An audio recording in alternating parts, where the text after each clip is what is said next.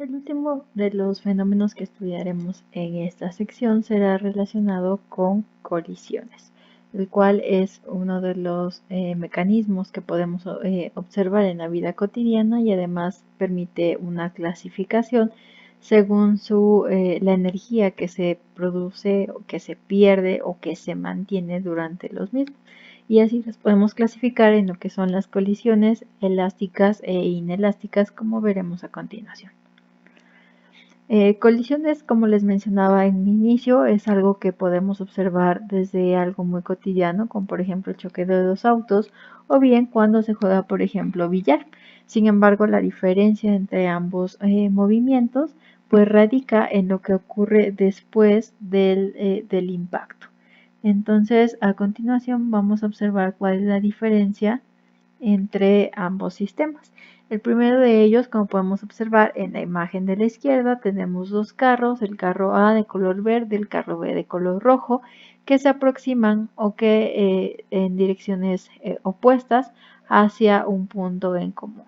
Como consecuencia, y pues dado que tienen un volumen, ocupan un espacio, pues entonces la única posibilidad que queda es que una vez que se encuentren en este punto intermedio, pues probablemente parte de la energía cinética que estos llevaban en un inicio, pues sea transformada, por ejemplo, en calor y en parte de los procesos de la deformación que tiene en ambos carros. Y entonces, en este caso, la energía se puede decir que no se conserva, ya que se está perdiendo o se está transformando de alguna manera. Y por ejemplo, cuando jugamos billar, la idea es que antes del choque puede ser que dos bolas o dos pelotas se estén moviendo en direcciones incluso opuestas, pero lo importante es lo que ocurre después de dicho choque. Una vez que ambas masas en este caso se chocan, pues entonces lo que ocurre es un cambio en los vectores de velocidad. Podemos observar el primer vector de velocidad 1 inicial, vector de velocidad 2 inicial. Tienen diferentes magnitudes, también tienen diferente dirección y diferente sentido. Y una vez que ocurre, bueno, y además es importante notar que la velocidad 1 en magnitud pues será mayor que la velocidad 2. Después del choque observemos un cambio importante, dado que los sentidos ahora cambian. Ahora la pelota azul se dirige hacia la derecha, la roja hacia la izquierda. Entonces el primer cambio importante que podemos notar es en el sentido que llevan vectorialmente hablando las velocidades o desplazamientos de ambas pelotas, y también vemos que ocurre un cambio en la magnitud. Ahora la velocidad 2 final va a ser más grande en magnitud que la velocidad 1 final.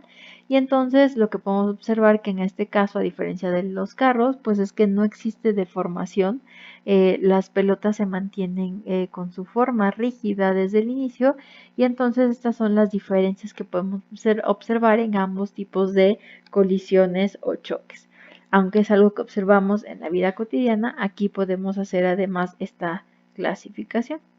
Y entonces las características principales en una colisión pues es que lo que vamos a observar primero es que deben de intervenir al menos dos objetos y que además van a ejercer fuerzas de forma mutua.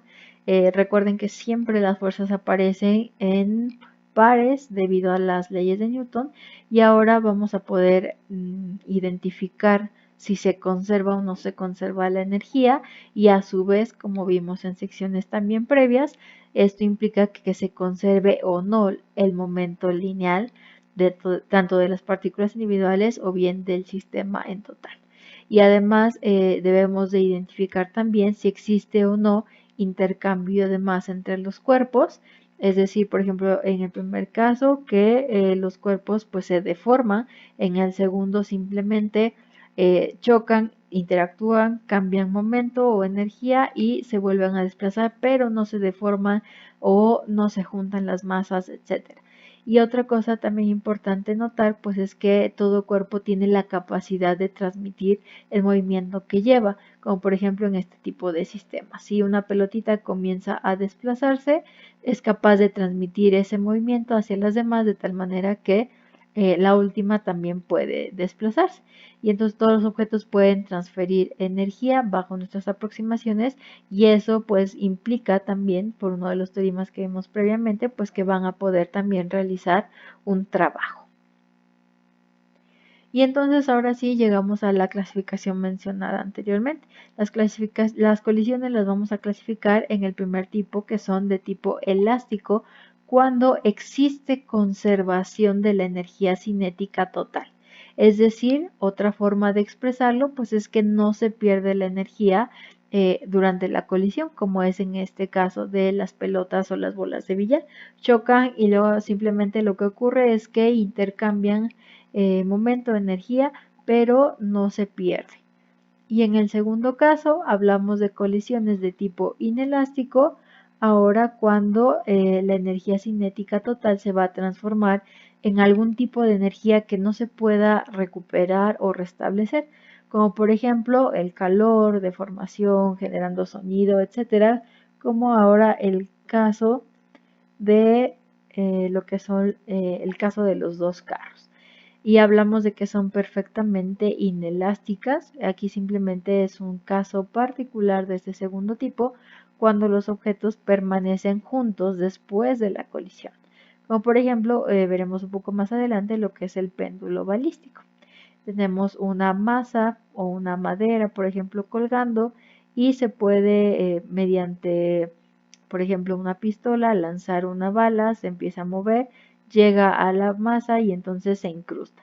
Lo que vamos a obtener como consecuencia pues es un cambio en el momento y también en la masa total del sistema, ya que ahora consideramos los dos objetos juntos.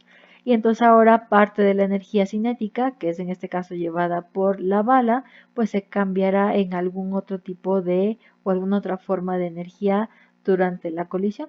Aquí llevamos energía cinética y lo que podemos observar es que ahora hubo un cambio en altura, entonces eso puede implicar ahora también un cambio, por ejemplo, en la energía potencial.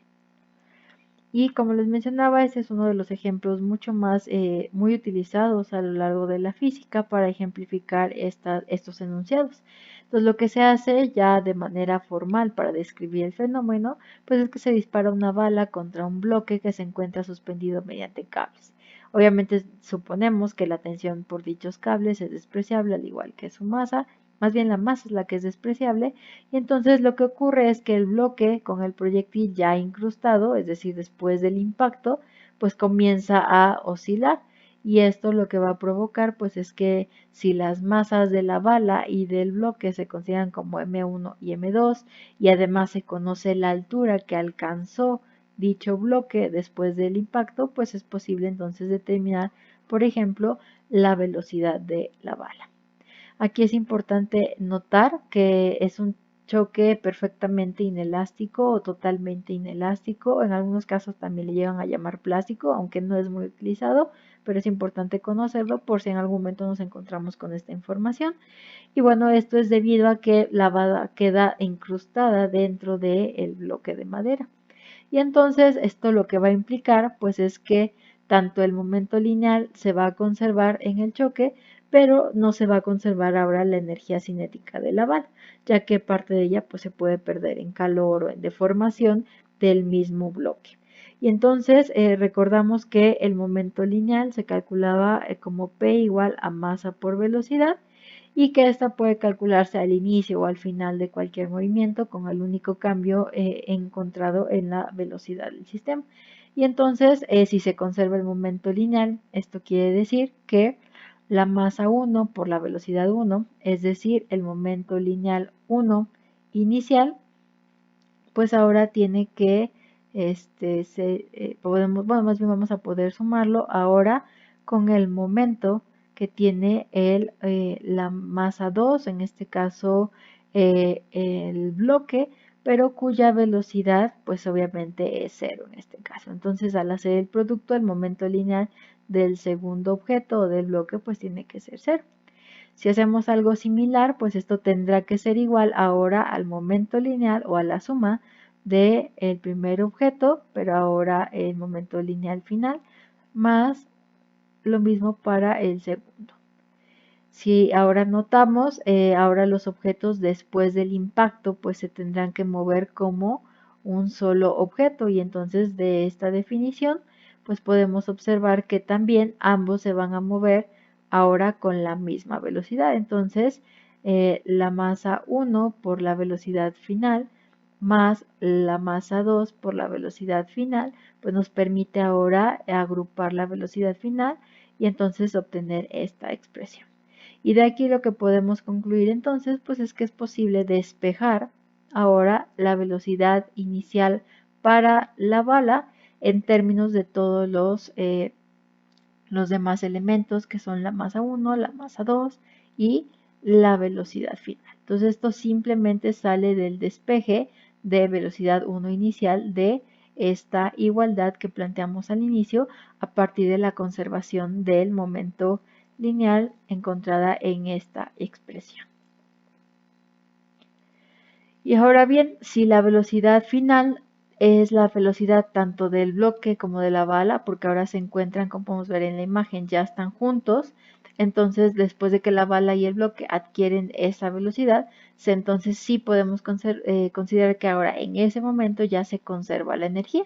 Y entonces la energía cinética tanto de la bala como del bloque ahora ya juntos como un sistema bala-bloque, pues se convertirá ahora en energía potencial. Y como veamos eso, ¿por qué? Pues ahora se puede obtener un desplazamiento vertical respecto a la posición inicial que tenía el sistema. Y este desplazamiento pues entonces implica ahora un cambio en la energía, la potencial que ahora adquiere por esa altura. Y entonces recordemos que un medio de la masa por la velocidad al cuadrado pues está relacionado con la expresión que vimos previamente para la energía cinética, y dado que suponemos que es un sistema conservativo, pues tendrá que ser igual ahora a la energía gravitatoria o potencial, como habíamos mencionado también en sesiones previas.